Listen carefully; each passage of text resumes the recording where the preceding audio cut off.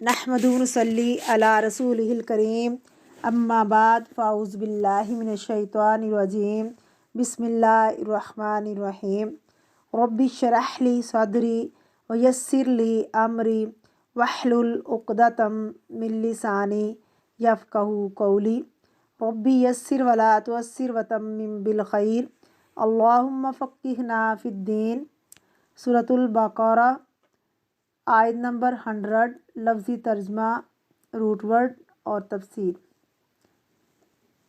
کیا و اور کلما جب بھی آہدو انہوں نے عہد کیا، عہدن کوئی بھی عہد، نبذہ پھینک دیا اس کو، فریقن ایک فریق نے، ایک گروہ نے، منہم ان میں سے، بلکہ اکثرہم ان میں سے اکثر، لا نہیں، یؤمنون مومن۔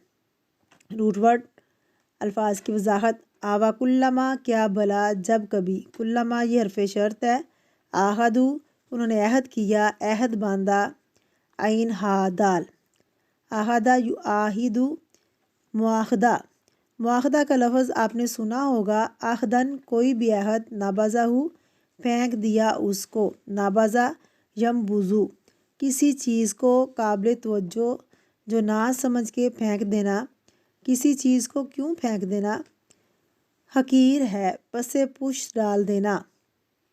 فریقن ایک فریق نے، ایک گروہ نے، ایک جماعت نے، منہم ان میں سے، بلکہ اکثرہم اکثر ان میں سے، لا نہیں، یؤمنون وہ ایمان لاتے۔ تفسیر۔ بسم اللہ الرحمن الرحیم۔ اَوَ کُلَّمَا عَاهَدُوا عَهْدًا، ان بنی اسرائیل کا حال یہ ہے کہ جب بھی اللہ تعالیٰ سے کوئی وعدہ کیا، نبذہ فریقم منہم تو ایک گروہ نے اس وعدے کو پھینک دیا، بل اکثرہم لا یؤمنون بلکہ اکثر ایمان نہیں لاتے۔ یہ کون سا عہد تھا جو انہوں نے پھینک دیا؟ ایک عہد اللہ سے کیا تھا اور ایک عہد نبی صلی اللہ علیہ وسلم سے کیا تھا۔ نبی صلی اللہ علیہ وسلم جب مدینے میں گئے تھے تو ایک میثاق ہوا تھا، مشہور میثاق ہے تاریخ میں، کیا نام ہے اس کا؟ میثاق مدینہ۔ اس میں 3 گروہ تھے۔ نمبر 1 مشرکین عرب جو مدینے میں تھے، نمبر 2 یہود، نمبر 3 مسلمان، نبی صلی اللہ علیہ وسلم کے ساتھی۔ آپ صلی اللہ علیہ وسلم اور آپ کے ساتھی، ان تینوں گروہوں کا ایگریمنٹ ہوا تھا۔ وہ ایگریمنٹ کیا تھا؟ اس میں ایک اہم بات یہ تھی کہ اگر باہر سے کوئی حملہ آور ہوگا تو کیا کریں گے؟ سارے مل کے اس کا مقابلہ کریں گے۔ لیکن کیا ہوا؟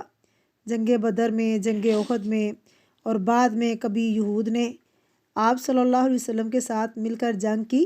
مشرکین مکہ کے خلاف نہیں کی تھی۔ تو اس کی طرف اشارہ ہے کہ نبذہ فریقم منہم، ان کے ایک گروہ نے اس عہد کو پھینک دیا، اللہ سے کیا وعدہ پھینک دیا۔ اللہ سے کیا وعدہ کیا تھا انہوں نے؟ اللہ سے کیا عہد تھا؟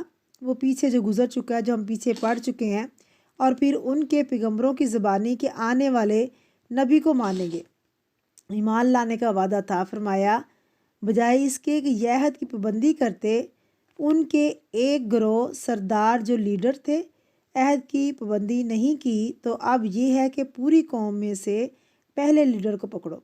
بل اکثرہم لا یؤمنون بلکہ اکثر نہیں ایمان لاتے، پھر عوام کو بھی ساتھ لیتے تھے۔ تو اس آیت سے ایک بات یہ پتہ چلتی ہے کہ عہد خواہ اللہ سے ہو یا بندوں سے ہو، اس کو پورا کرنا ضروری ہے۔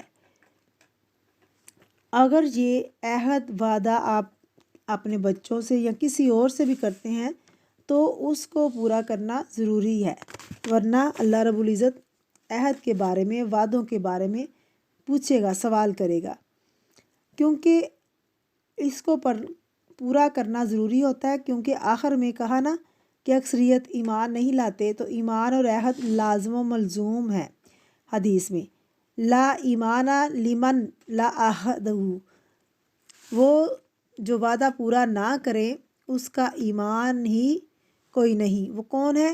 بے ایمان اردو میں بے ایمان یعنی ہم کہتے ہیں دھوکے باز کو، جو دھوکا کرے، وعدہ پورا نہ کرے۔ وعدہ پورا کرو کیونکہ وعدے کے بارے میں پوچھ ہوگی۔ منافق کی علامتوں میں سے ایک علامت ہے کہ وہ وعدہ کر کے اس کو توڑ دیتے تھے، وہ وعدے کو پورا نہیں کرتے تھے۔ اس لیے اللہ رب العزت نے فرمایا ہے جو مومنین ہیں وہ وعدے پورے کرتے ہیں۔